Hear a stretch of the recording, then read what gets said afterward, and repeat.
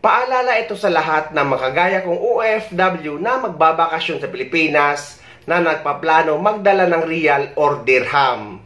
Sinadya ko talaga magdala ng dirham dito sa Pilipinas para gumawa ng update at comparison kung alin nga ba ang maganda. At pumunta nga ako sa makilalang pawn shop or money changer dito sa Pilipinas para ipapalit ang dala kong dirham. Kagaya na Cebuana Luwilier, M. Luwilier, Palawan, Villarica at iba pa. Ngunit guys, hindi nila tinatanggap ang dirham na dala ko. Ngunit sa mga hindi kilala mga money changer ay tinatanggap naman nila ang dirham. Pero depende pa rin yan guys sa probinsya or lugar kung nasaan kayo sa Pilipinas. May mga Palawan, M. Luwilier, Villarica at Cebuana naman na tumatanggap ng dirham.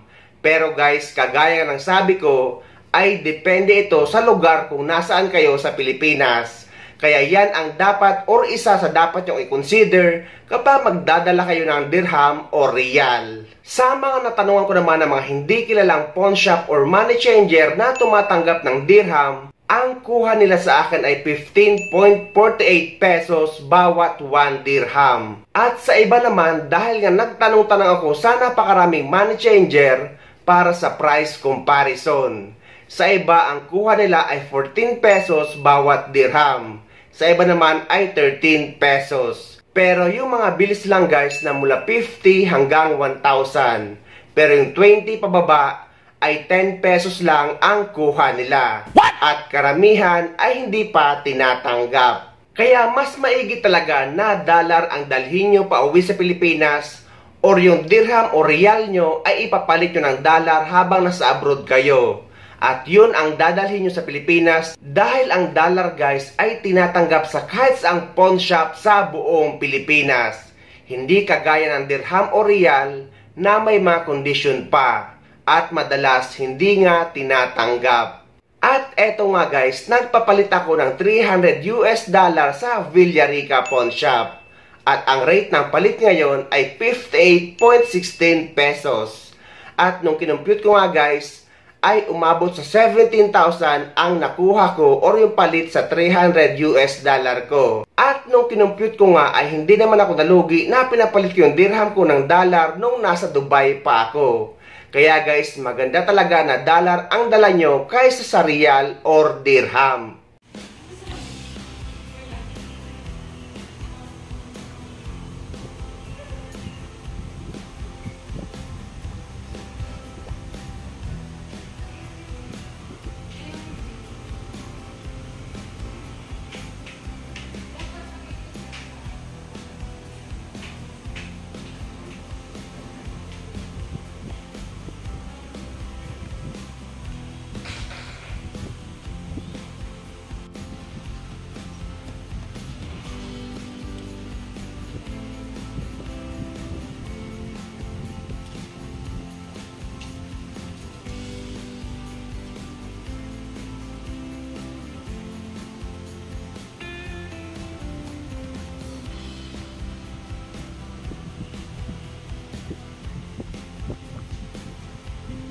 At kung dollar ang dala nyo ay wag lang kayo sa isang pawn shop or money changer magtanong.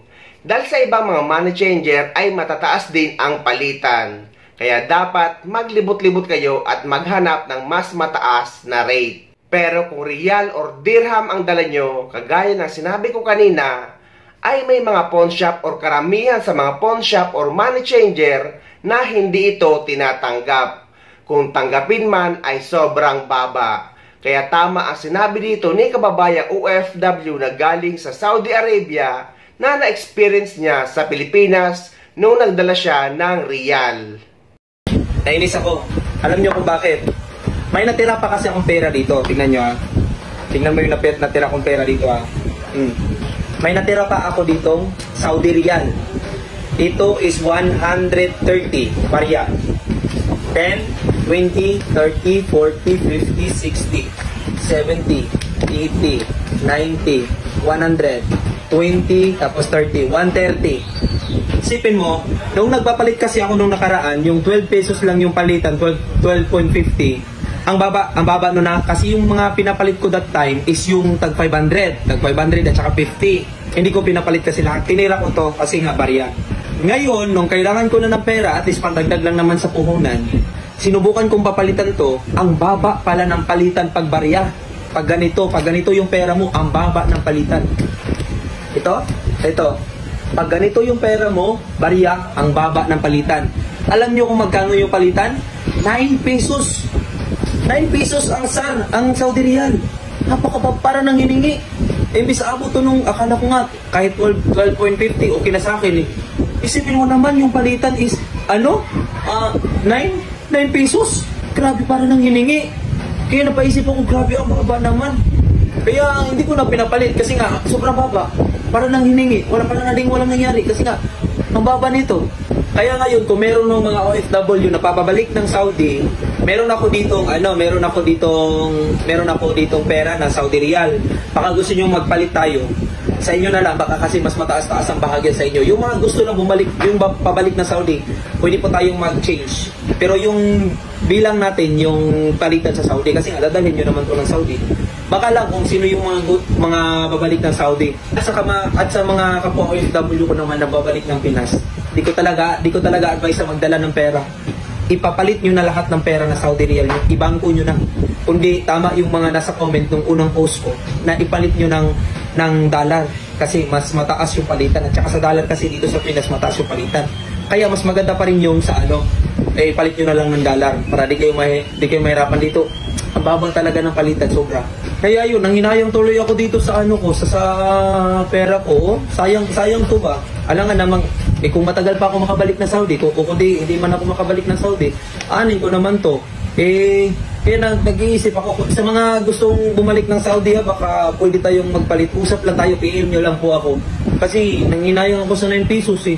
Napakababa. Tapos ang hirap kitain ng pera sa abroad, sa Saudi. Tapos ang palitan dito, kulang na lang hingiin. Kaya napaisip talaga ako. So, para sa akin guys, base sa experience ko, dahil nga nandito ako ngayon sa Pilipinas, ay mas maigi na ipapalit nyo ang riyal or dirham nyo $2 habang nasa ibang bansa pa kayo. Huwag kayo magdadala ng riyal or dirham dahil nga may mga lugar na hindi ito tinatanggap or pinapalitan. Kung may bank account naman kayo dito sa Pilipinas ay mas maigi na ipadala nyo na lang.